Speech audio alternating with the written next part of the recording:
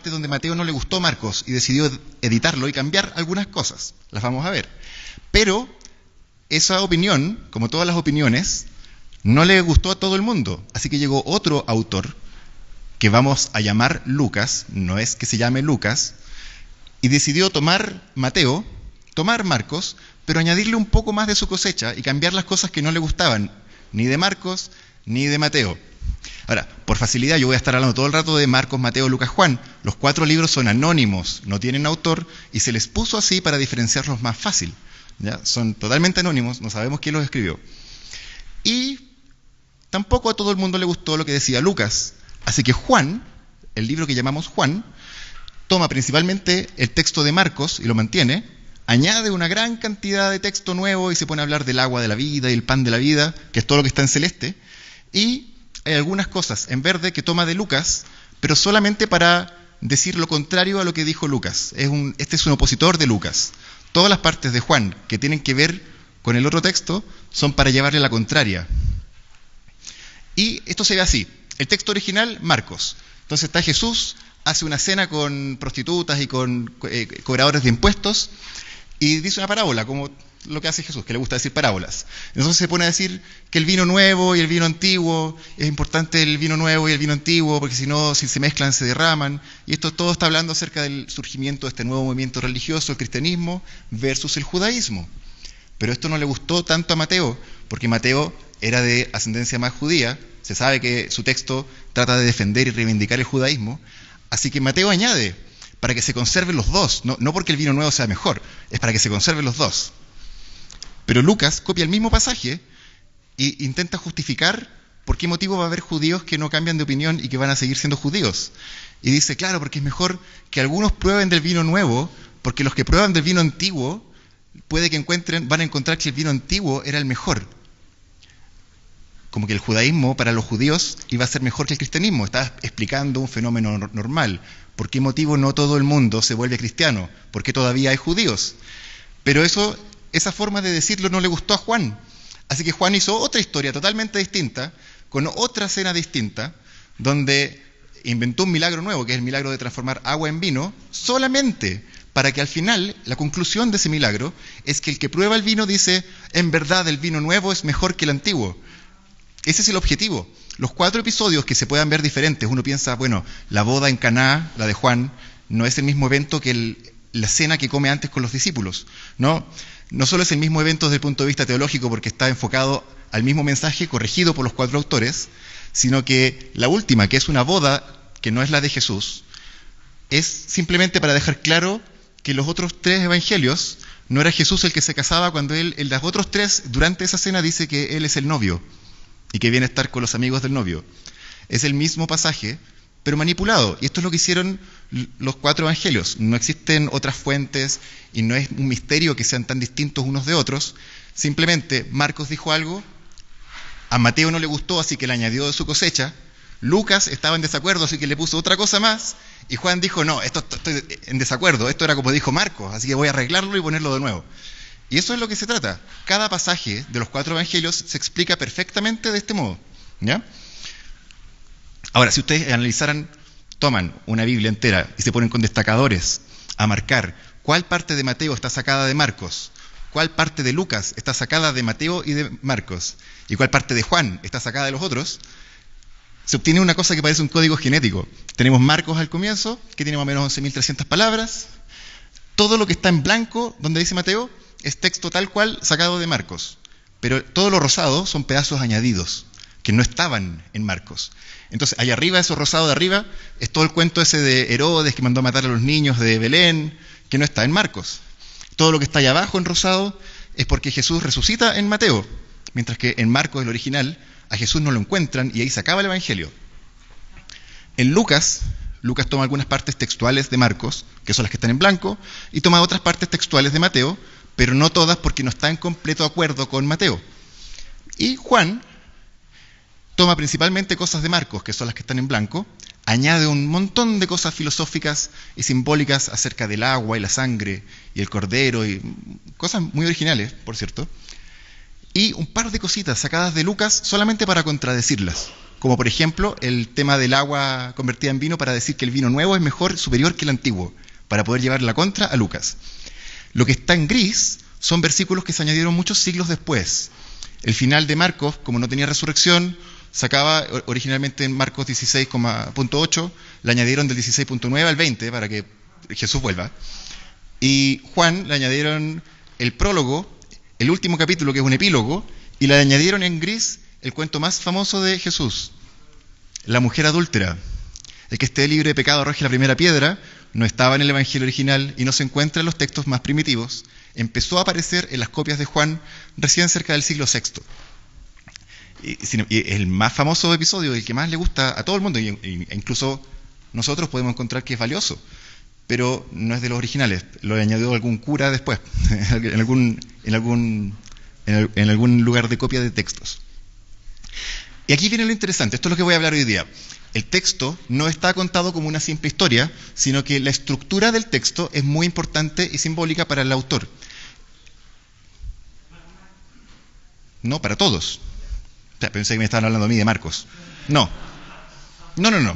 Todos estos textos, todos los textos de la Biblia, y no solo los textos de la Biblia, otros textos antiguos, la Odisea, la Ilíada, textos mesopotámicos, tienen ciertas estructuras, de la misma forma que la poesía tiene estructuras. ¿Por qué? Bueno, ayudan. Por una parte pueden ser estéticas, pueden ser bonitas, pueden ayudar a un objetivo teológico. Empieza mal, logra la gloria, cae, pero al final es reivindicado. Esa es la estructura que se conoce como el ciclo de Joseph Campbell, o el monomito, o el mito del héroe. O puede ser para ayudar la memoria. Puede ser fácil que primero haga un milagro del pan, que después camine sobre las aguas, después puede sanar a alguna mujer, y después multiplique de nuevo pan, y después calme una tormenta que tiene que ver con el agua. Entonces es fácil, si me olvido a mitad de camino mientras lo estoy contando, me hace falta solamente acordarme lo que ya dije para acordarme lo que viene. Entonces por eso pongo acá que pueden tener estas estructuras de texto, pueden tener un objetivo estético o un objetivo mnemónico para la memoria, para ayudarse a contar esto, o simbólico, puede ser que la estructura le dé sentido al relato. Y en ese sentido, en la Biblia tenemos 3 building blocks, 3 piezas básicas de estructura.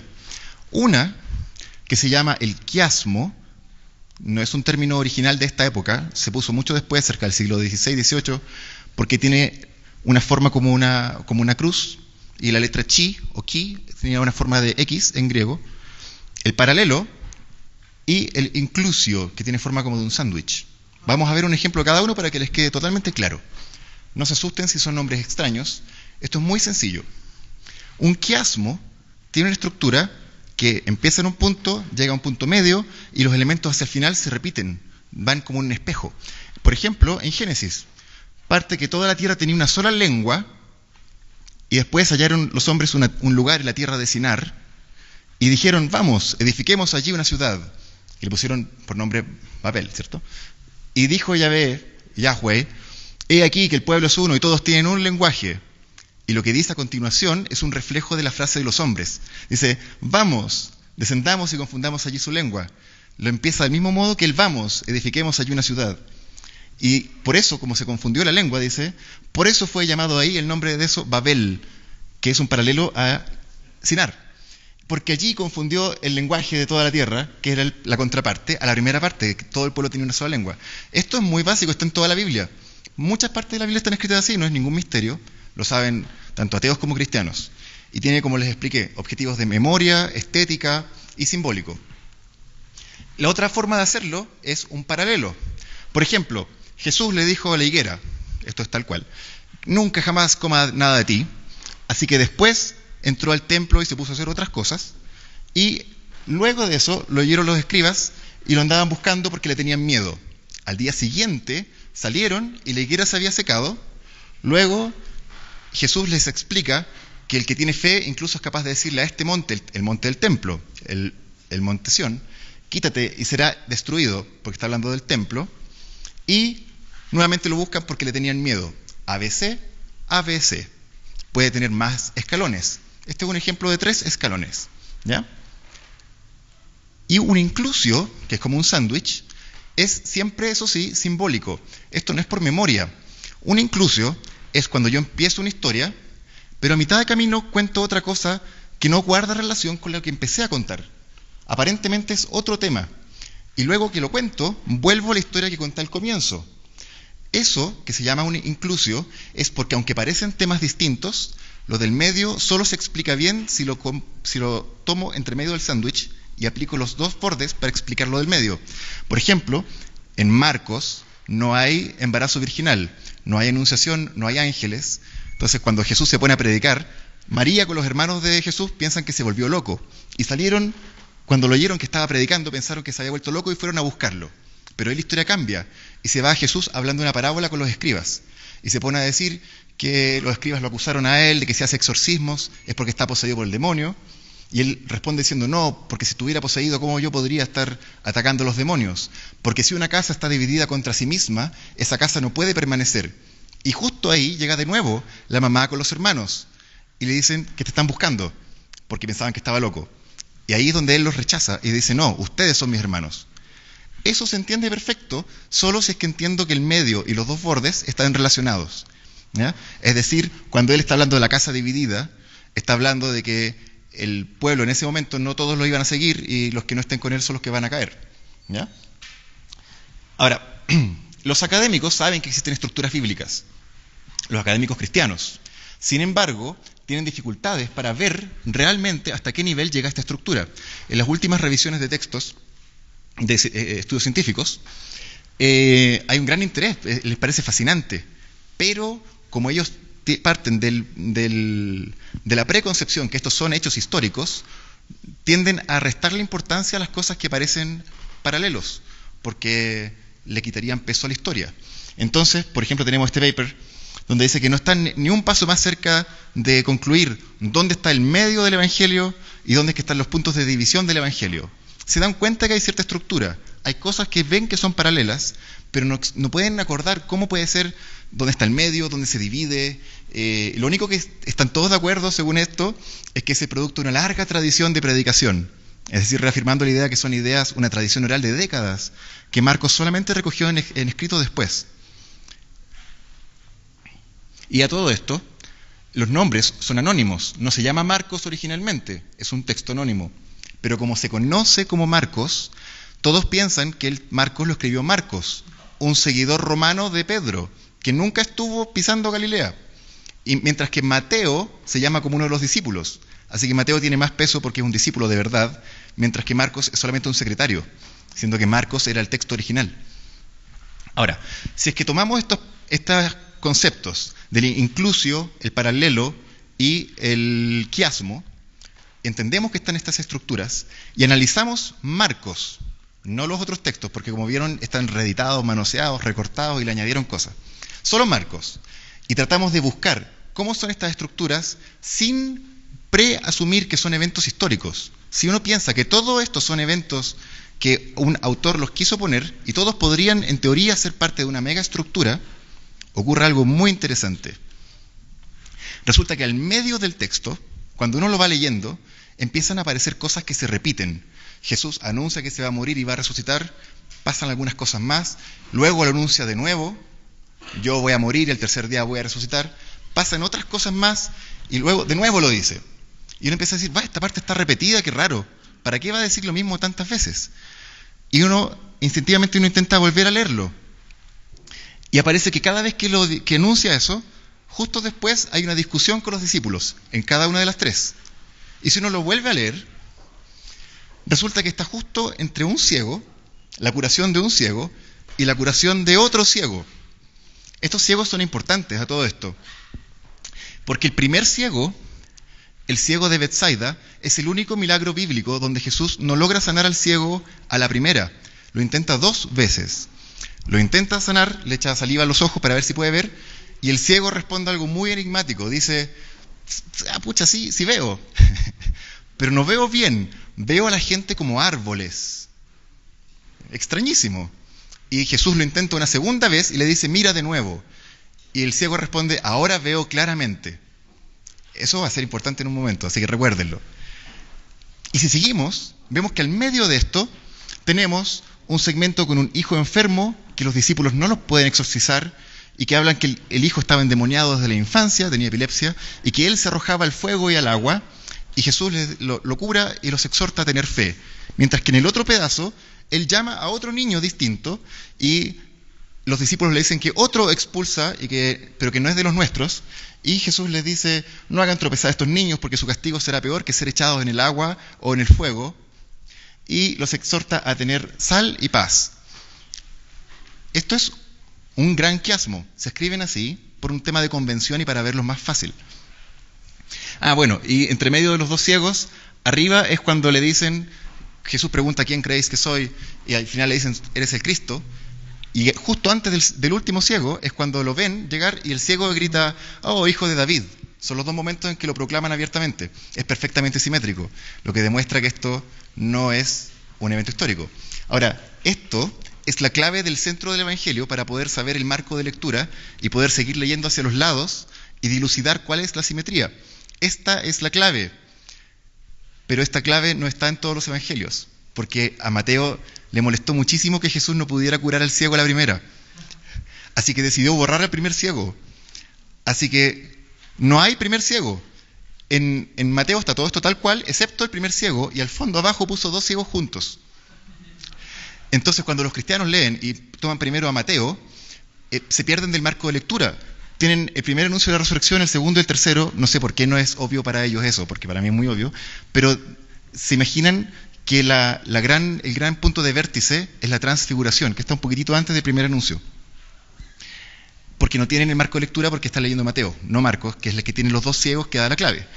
Ahora, lo interesante es esto. Tenemos un punto central, un bloque central claramente identificable y dos brazos. Esos dos brazos, si los analizamos, podemos encontrar simetrías. Pero en cada uno de esos brazos hay pequeños microquiasmos. Y adentro de estos otros quiasmos, no los puse, pero adentro de cada brazo de estos quiasmos menores, hay otros quiasmos más menores. Hay cerca de 4 a 5 niveles de quiasmos en cada punto del texto de Marcos. Si uno lo analiza como un dibujo, se ve como un fractal o como un árbol, que probablemente es el sentido de la idea del ciego que ve árboles y que después ve claramente.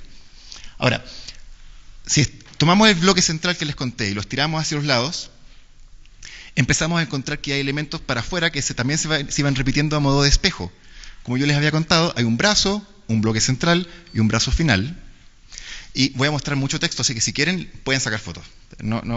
Espero que no me hagan trampa porque yo estoy publicando un libro de esto, pero pueden sacar fotos.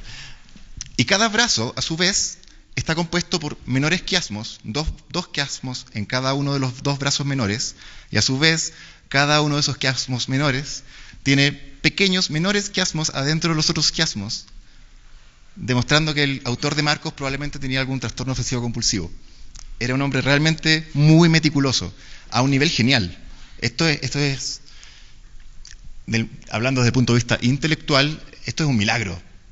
Demuestra que la Biblia no es milagrosa en el sentido divino, pero es una cosa maravillosa desde el punto de vista estructural. Ahora, si tomamos todo el texto y lo ponemos de lado, para que se vea más claramente, ahí están los 3 anuncios de la pasión, ahí están los 2 ciegos, ahí está la cena con los pecadores, acá está la última cena. Aquí está el versículo 1:1. Este es el inicio de las buenas nuevas del Señor. Este es el último versículo, el 16,8.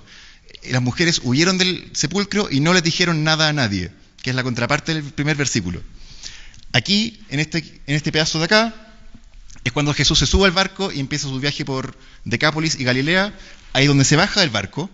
Acá es cuando entra en Jerusalén a bordo de un burrito, y ahí es cuando anuncia que va a volver a Jerusalén, pero cabalgando sobre una nube. Es perfectamente simétrico, ¿ya? Ahora requiere muchas horas explicar cada una de todas las microsimetrías, así que no lo voy a hacer porque soy muy obsesivo compulsivo con el tiempo. Pero ¿qué es lo choro de esto? ¿Qué es lo chileno? ¿Qué es lo interesante? Lo choro no nada que ver. ¿Qué es lo interesante de esto? Al darnos cuenta que existe una estructura simétrica y que une varios elementos y nos muestra por qué motivo el autor quiso poner estos elementos juntos para cumplir con cierta simetría, nos da una nueva herramienta para analizar eventos contados en los evangelios. Porque si yo tengo un elemento extraño o críptico, por ejemplo, que Jesús estaba en un lugar llamado la casa de Simón el leproso, Eso puede ser o un evento real o un invento literario. Pero si fuera un evento literario, un invento, ¿por qué motivo el autor querría mencionar a un leproso, siendo que el leproso, Simón el leproso, que es el lugar donde Jesús le ponen perfume, Simón el leproso no dice nada, Jesús no le sana su lepra y no vuelve a aparecer nunca más, ni tampoco se explica de dónde salió? Entonces, ante todas esas dudas, los cristianos habitualmente leen esto y dicen, bueno, esto es evidencia de que probablemente es un evento real y el autor solamente nos está dando a saber dónde ocurrió tal evento, en la casa de Simón el leproso. Porque si fuera un invento, bueno, ¿para qué le iba a poner un leproso que Jesús no lo sane? Para eso pudo haber puesto la casa de Pedro, que era más fácil. ¿Me entienden? Al tomar esta otra herramienta, en cambio, podemos tomar ese bloque con Simón el leproso, ver cuál es la simetría y darnos cuenta que una gran cantidad de elementos muy misteriosos puestos en este mismo bloque, como que había un hombre que pasó con un cántaro con agua, y que una mujer le echó un perfume de nardo, y que después se puso a decir una frase también enigmática, me va a traicionar el que moja conmigo. Todo esto, como la simetría nos dice cuáles son los elementos que están relacionados, podemos analizarlos en el contexto del bloque. ¿Y qué es lo que obtenemos? Bueno, no es tan complicado. Resulta que antes de explicar esto voy a hacer una pequeña pausa. Ustedes saben que Jesús, a lo largo de los evangelios, es llamado como el Cordero de Dios o el Cordero de la Pascua, y se muere para la Pascua para que cumpla con el sacrificio de la Pascua. Pero además, Jesús también cumple el rol de otro animal de sacrificio, que es el chivo expiatorio. Cuando era la fecha de Yom Kippur o Día del Perdón, el sacerdote tomaba 2 chivos y a uno cargaba sobre él todos los pecados del pueblo, y al otro chivo no tenía ningún pecado, era un chivo perfecto. Al chivo que tenía los pecados del pueblo lo dejaban libre en el desierto, y al chivo libre de pecado, ese era sacrificado para Yom Kippur o Día del Perdón. Eso es es la explicación del episodio de Barrabás. Cuando sale Pilatos y tiene a Barrabás y a Jesús, el Marcos dice que había una tradición para Pascua de liberar a uno de los dos. Esa tradición no existe, no había nada para Pascua de liberar a un prisionero romano. Eso es una mentira. Actualmente incluso los cristianos admiten que esto está basado en el ritual del chivo expiatorio para el día de la expiación, y entonces preguntan, ¿a quién liberamos? A Barrabás, que significa el hijo del padre en arameo, Bar-Abás, el hijo del papá. Es decir, para que se note que es equivalente a Jesús. A Barrabás, culpable de asesinato y traición, o a Jesús, que es libre de pecado.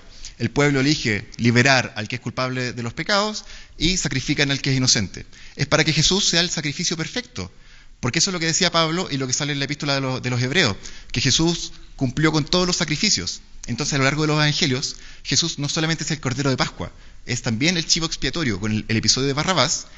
Y hay otro ritual similar. Uy, qué largo que es. Yo que estaba preocupado por el tiempo y soy el que más se retrasó parece. Hay otro ritual prácticamente igual para las casas de los leprosos.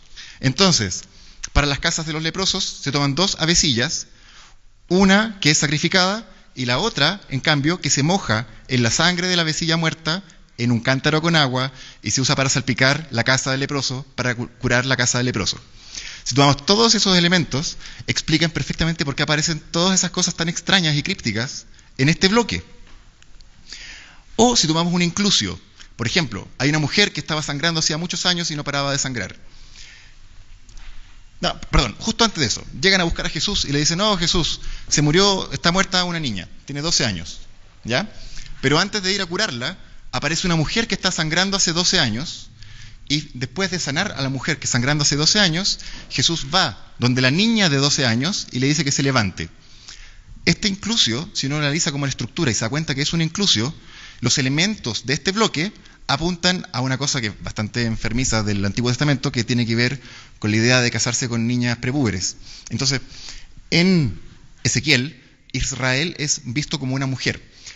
Y Yahweh dice, tú eras una niña esposa, yo te vi cuando naciste, eras una pequeña niña, no te habías formado, y se pone a hablar incluso como del desarrollo físico de una niña, que es bastante enfermizo si lo pueden leer, y él la declara su esposa. Pero ella se pervierte y se mancha con la sangre de sus amantes y se vuelve asquerosa como mujer menstruosa, según lo que dice Ezequiel, pero al final dice que será devuelta a su condición inicial y será limpiada de su contaminación. Entonces, claro, tenemos esos mismos elementos puestos en el bloque de la mujer que sangra durante 12 años y la niña de 12 años. En el fondo quiere decir que Israel, que estaba enferma hace 12 años como una mujer menstruosa, vuelve a ser finalmente la niña pura y virginal que era la esposa original de Yahweh. Es decir, es pedófilo. Ahora, esto tiene una estructura de árbol y como yo le explicaba, esto es una araucaria, un árbol chileno, pero en ningún lado tenemos que la Biblia diga cómo escribir libros. Los otros libros de la Biblia también tienen estructuras parecidas, nunca tan complejas como Marcos. Pero, aunque Marcos tiene una estructura muy, muy buena, perfectamente simétrica, como los otros están tan reeditados, es como un árbol que le pusieron un injerto. Ese es un injerto de otro árbol metido en un árbol que ya existía. Entonces no queda con la misma simetría. Si es que tomamos, por ejemplo, Marcos, que tiene una simetría prácticamente perfecta, Mateo está cargado al inicio porque le metió muchos cuentos con los ángeles y Herodes manda a matar a los niños. Entonces está desequilibrado y no tiene simetría perfecta y eso despista a muchos investigadores que creen que el medio está en otra parte y por lo tanto no pueden leerlo bien. Lucas decidió cambiar todo el orden de todos los eventos, están todos desordenados, pero se le ocurrió una idea mejor. Hizo un segundo libro, que es Hechos de los Apóstoles. Y en su Evangelio de Lucas ordenó los eventos por geografía. Primero Galilea, después Judea, Jerusalén, Jesús se va al cielo, y después Jerusalén, Judea, Samaria, y después se va a los gentiles y a Galilea. Terminan casi igual, pero lo dividió en 2 libros. Y Juan es otro cuento. Juan tenía otras ideas, hizo 7 milagros que van anticipando el gran poder de Jesús, y resucita a Lázaro, y después hay un rápido desenlace en que persiguen y matan a Jesús. Pero él no tiene una estructura quiástica, tiene una estructura de clímax y de desenlace. Entonces, si quieren ver de verdad cuál es la estructura, hay que irse a Marcos. Ahora, la conclusión de esto es que una lectura no tradicionalista, si uno lee solamente de forma simbólica cada elemento, buscando las estructuras en base a la simetría al escribir, podemos ver que tiene una estructura consistente, simétrica, se puede poner a prueba porque uno puede decir, ya, si esto es verdad, aquí, en este punto, yo encontré algo acerca de una última cena, por lo tanto, si es que esta hipótesis es correcta, al otro lado debiese haber algo parecido con alguna cena, y se puede poner a prueba y resulta que es genial, ¿ya? Y esta explicación, más encima, promueve mejores explicaciones a los eventos misteriosos o crípticos de la Biblia, como por ejemplo una mención de un Simón el leproso, o muchísimas otras más que no voy a mencionar por un tema de tiempo. Entonces, eso, muchísimas gracias.